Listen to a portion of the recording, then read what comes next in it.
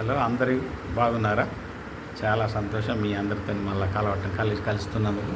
మీకు ఈ రోజున కూడా ఒక చిన్న కథ, మనిషికి ఆశ, దురాశ, అత్యాశ అంటే ఎలా ఉంటుందో మీకు ఈరోజు చెప్దాం అనుకున్నాం. సరే, మీ అందరికీ తెలియదని కాదు, కాకపోతే ఒక రకంగా గుర్తు చేయటం అది నా సంతోషం అనుకోండి. ఒక మనిషి, సరే వెనకటి రోజులు అంటే దాదాపు 100-200 సంవత్సరాల క్రితం సంగతి అన్నిటిది. ఆయన ఒక గ్రామాన్ని నుంచి ఇంకో గ్రామానికి ప్రయాణిస్తూ, వెనకటి రోజుల్లో ఏముంది, దారులు అంటే దాదాపు మనిషి పోయే దారి ఉండేది, లేకపోతే అంత అడవి ప్రాంతమే కదా. అట్లా ఒక నుంచి ఒక ఊరికి పోవాలనుకుంటే కొంచెం అన్నం మూట కట్టుకొని పోవడం, లేకపోతే సది కట్టుకొని పోవడం, ఒక చిన్న గుడ్డలు కట్టుకొని పోవడం. అప్పుడు సంచులు కూడా లేవు దాదాపుగా, ఏదో పంచదాంతంలో చినిగిపోయిన కండవాలను కట్టుకొని పోయేవాళ్ళు. అదేవిధంగా ఒక ఊరికి పోయి వస్తూ ఒక దారిలో చెట్టు కింద భోజనం చేసిండు. పక్కన ఆ బావి కాడ భోజనం చేసి, కాళ్ళు చేతులు కట్టుకొని ఆ భోజనం చేసి చెట్టు కింద విశ్రాంతి తీసుకుండు. ఆ విశ్రాంతి తీసుకునేటప్పుడు ఒక ఆలోచన వచ్చింది. అబ్బా, దేవుడు అనేవాడు ఉన్నాడో లేడో నాకు తెలియదు, కానీ ఇప్పుడు కనుక నాకు దేవుడు ఒకటి మంచి పందిరి మంచం ఇచ్చేసి, పందిరి మంచం మీద పడుకోవడానికి అటు ఇటు గాలి, చల్లటి గాలి వచ్చేటట్టు చేస్తే భలేగుండా అనుకుంటా.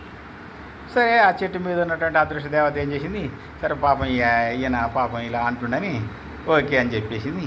ఆయనకు వెంటనే మంచిగా మంచం వచ్చింది, పరుపు వచ్చింది, దీళ్ళు వచ్చినాయి, పక్కన విసరడానికి వింజామర్లు వచ్చినాయి, మంచి చల్లగా ఉంది, మంచిగా హాయిగా ఉంది, పడుకున్నాడు. సరే, ఇదేదో బాగానే ఉంది, మనం అనుకోగానే ఇచ్చిండు దేవుడు, ఇంకా కొద్దిగా ఎక్కువ కోరుకుందాం ఏంది అని అనుకున్నాడు.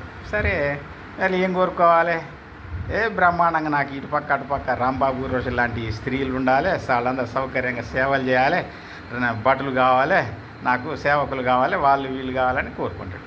పైన తదాసు దేవత ఓకే అని శాంక్షన్ చేసింది. చుట్టూ పరివారం కాళ్ళు బిస్కిటోడు, ఒళ్ళు బిస్కిటోడు, రాసేటోడు, సేవలు చేసేటోళ్ళు అందరూ తయారయ్యారు. అబ్బా, ఇదేదో బాగుంది, ఇంకా కోరుకుంటే ఎందుకు ఇవ్వడు అని ఆలోచన. ఇంకా ఆశ నుంచి దురాశకు వచ్చిండు మనిషి.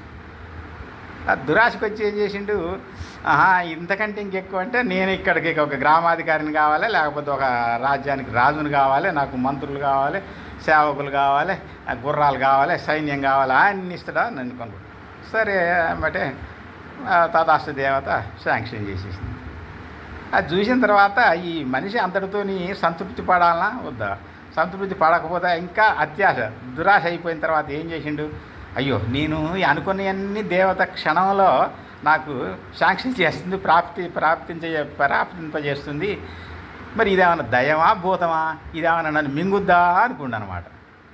ఆ మాట కూడా దేవత తదాస్తు అంటుంది. వెంటనే ఆ దురాశ వల్ల కలిగినటువంటి బాధ చూడండి, ఆ మనిషిని వెంటనే భూతం మింగేసింది, పని కథ అయిపోయింది.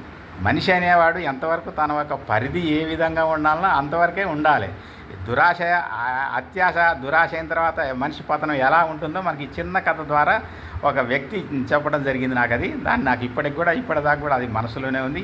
దాన్ని ఇప్పటివరకు మీతో పంచుకుందాం అనేటువంటి అవకాశం నాకు కలిగింది కాబట్టి మీ అందరితో పంచుకుంటున్నా. చాలా సంతోషం. ఓకే.